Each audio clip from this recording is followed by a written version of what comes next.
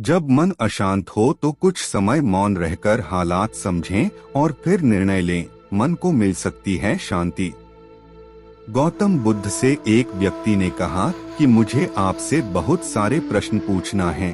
बुद्ध ने कहा कि पहले 1 साल तक मौन रखो, फिर प्रश्न पूछना। अशांत मन में प्रश्नों की अधिकता रहती है। प्रश्नों की वजह से हम सही निर्णय नहीं ले पाते हैं। ऐसी स्थिति में कुछ मौन हो जाना चाहिए। मौन रहकर हालात समझेंगे तो मन को शांति मिल सकती है। इस संबंध में गौतम बुद्ध से जुड़ा एक प्रेरक प्रसंग प्रचलित है। जानिए ये प्रसंग।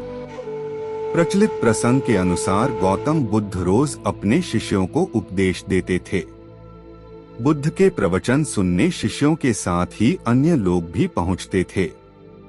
एक दिन जब बुद्ध प्रवचन दे रहे थे, तभी एक व्यक्ति पहुंचा और वह बोला कि तथागत, मैं आपसे बहुत सारे प्रश्न पूछना चाहता हूँ। मेरा मन बहुत अशांत है। कृपया मेरे प्रश्नों के उत्तर दें ताकि मेरा मन शांत हो सके। बुद्ध ने उससे कहा कि मैं तुम्हारे प्रश्नों के उत्तर जरूर दूंगा, लेकिन तुम्हें 1 साल तक मौन धारण करना होगा।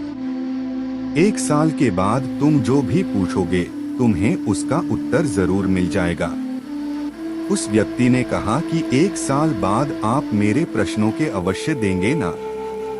बुद्ध ने कहा कि मैं अपनी बात का पक्का हूँ, तुम्हें सारे प्रश्नों के जवाब दूंगा, लेकिन 1 साल बाद। बुद्ध की बात मानकर उस व्यक्ति ने मौन व्रत धारण कर लिया। धीरे धीरे वह मौन की वजह से उसका मन एकाग्र होने लगा। वह ध्यान में उतरने लगा। मन भी शांत होने लगा। उसके सभी प्रश्न खत्म होने लगे।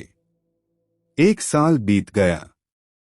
समय पूरा होने के बाद बुद्ध ने उस व्यक्ति से कहा कि अब तुम अपने सभी प्रश्न मुझसे पूछ सकते हो। ये बात सुनकर वह व्यक्ति हंसा और कहा कि 1 साल पहले मेरे मन में कई प्रश्न थे, लेकिन अब सारे प्रश्न शांत हो गए हैं। अब मेरे पास आपसे पूछने के लिए कोई प्रश्न नहीं है।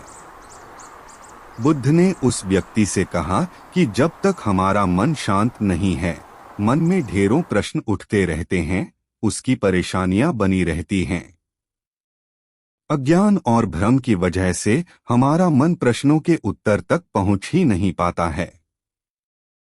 कुछ समय मौन धारण करके हम हालातों को समझेंगे तो सारे प्रश्नों के उत्तर स्वतः ही मिलने लगते हैं।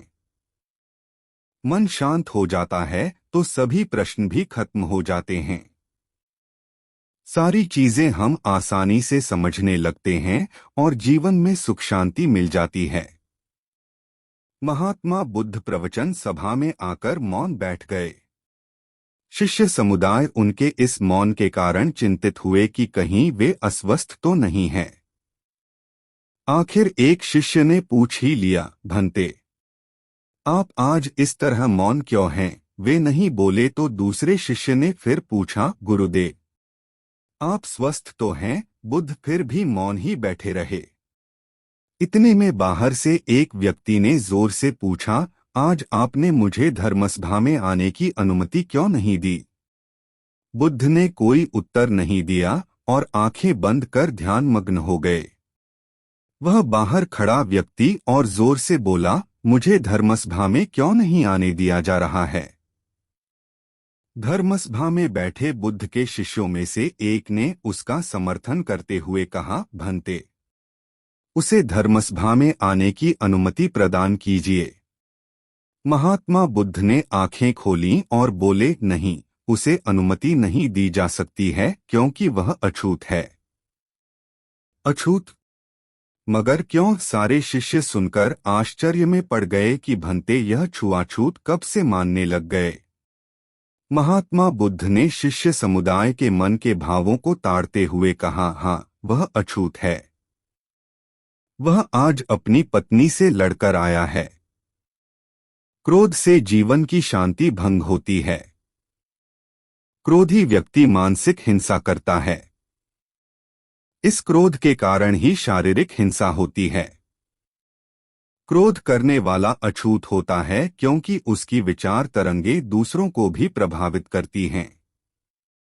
उसे आज धर्मसभा से बाहर ही रहना चाहिए। उसे वहां खड़े रहकर पश्चाताप की अग्नि में तप कर शुद्ध होना चाहिए। शिष्यगण समझ गए कि अस्पृश्यता क्या है और अछूत कौन है। उस व्यक्ति को भी बहुत पश्चाताप हुआ। उसने कभी भी क्रोध न करने का प्रण लिया। बुद्ध ने उसे धर्मसभा में आने की अनुमति प्रदान की।